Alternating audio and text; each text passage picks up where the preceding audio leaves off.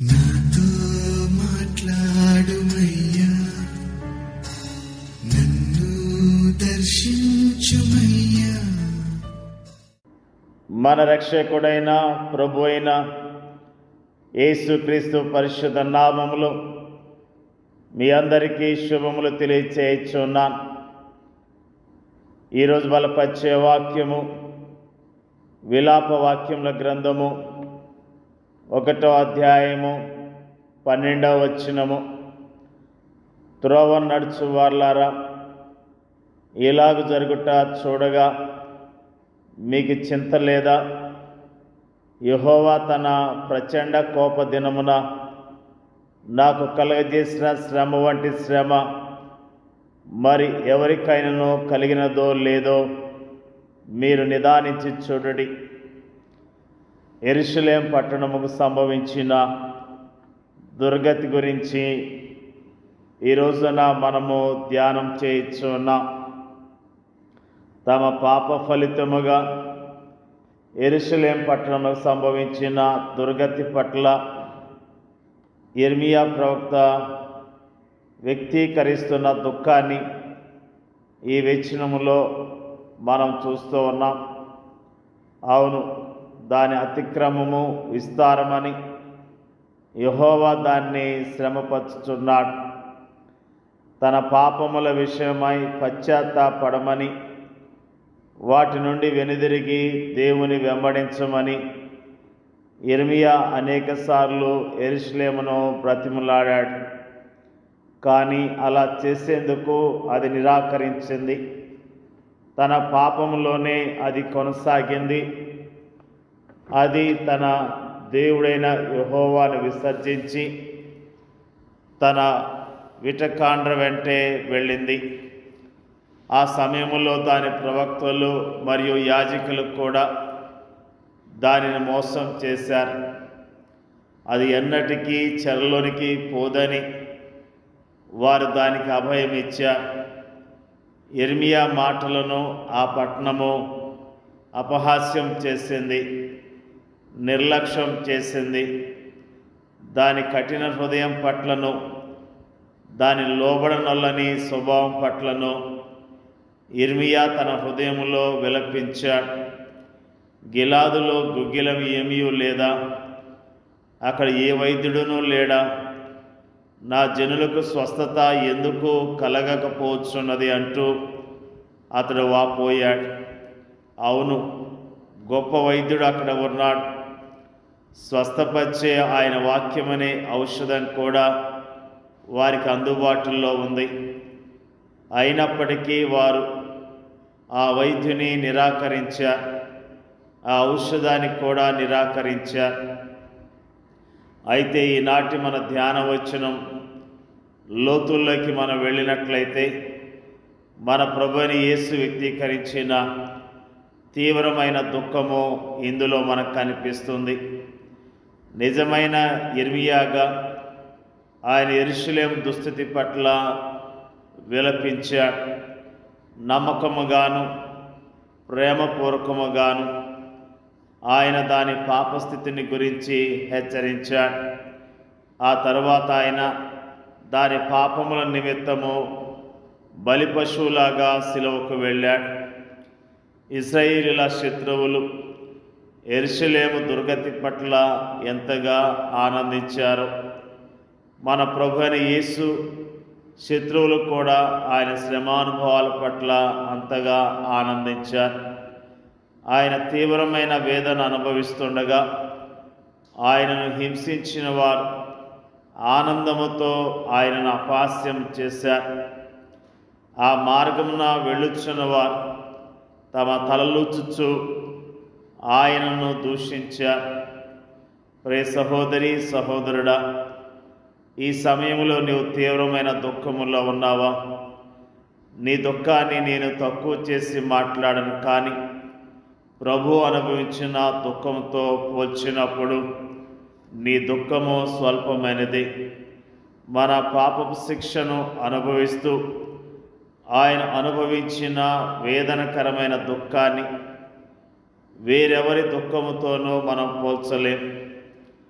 తన స్వేద బిందువులు రక్త బిందువులుగా మారినంతగా గెత్సెమనే తోటలో ప్రారంభమైన ఆయన వేదనకరమైన దుఃఖము కల్వరి శిలువ వరకు కొనసాగి మిట్ట మధ్యాహ్నపు గాఢంధకారపు వేళ మానవాళి పాపమంతా తన మీద పడినప్పుడు ఆ పాపాన్ని సహించలేని పరమ తండ్రి తన చెయ్యి విడిచినప్పుడు ఆ ఎడబాటును సహించలేని ఆ వ్యక్తి, నా దేవా నా దేవా నన్నెందుకు చెయ్యి విడిచితివి అని కేక వేయటంతో తీవ్ర రూపం దాల్చి చిట్ట చివరిగా సమాప్తమైనదని చెబుతూ ఆయన ప్రాణం విడుచుటతో ముగిసింది.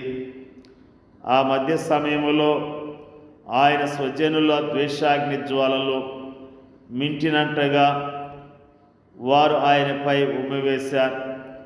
ఆయన ముఖం మీద పిడుగుద్దులు కురిపించారు.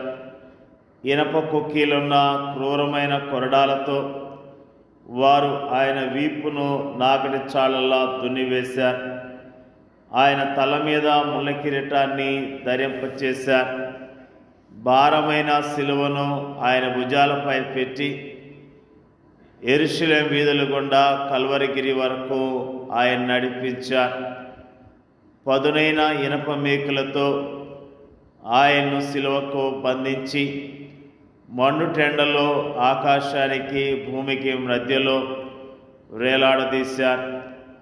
ఈ ప్రక్రియ అంతటిలో ఆయన నడినెత్తి నుండి అరికాల వరకు రక్తము ప్రవహిస్తూనే ఉంది. అలా నడినెత్తి నుండి అరికాల వరకు రక్తసిద్ధమయ్యున్న ఆ వ్యక్తిని చూచి వారు అపహాస్యము చేస్తూ పైచాచికానందాన్ని అనుభవించారు. ప్రభువైన యేసు ఇంతటి దుఃఖాన్ని ఎందుకు అనుభవించాడు? నీ పాపాల నిమిత్తమే, నిన్ను దేవునితో సమాధానపరిచేందుకే, నీకు ఆత్మకు రక్షణను ప్రసాదించి నిన్ను పరలోకానికి తీసుకుని వెళ్ళేందుకే.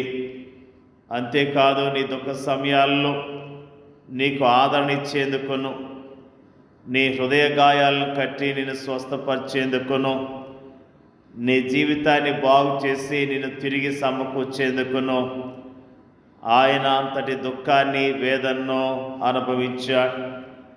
దేవుని ప్రజలమైన మనము ప్రభు యొక్క గొప్పతనాన్ని జ్ఞాపకం చేసుకుందాం. ప్రభు మన కొరకు ఎంతటి త్యాగాన్ని చేశాడో, ఎంతగా మన కొరకు త్యాగం చేసి మనల్ని విడిపించాడో వాటన్నిటినీ గుర్తు తెచ్చుకొని ఆయన మహిమపడదాం. దేవుడి యొక్క వాక్యాన్ని దీవించునుగాక. పరిశుద్ధుడైన మా తండ్రి, నీకు వందనాలు, స్తోత్రాలు తెలియజేస్తూ ఉన్నాం. ఈరోజు మాకు తెలియజేస్తున్న అద్భుతమైన మాటలను బట్టి నీ స్తోత్రం తెలియజేస్తూ ఉన్నాం.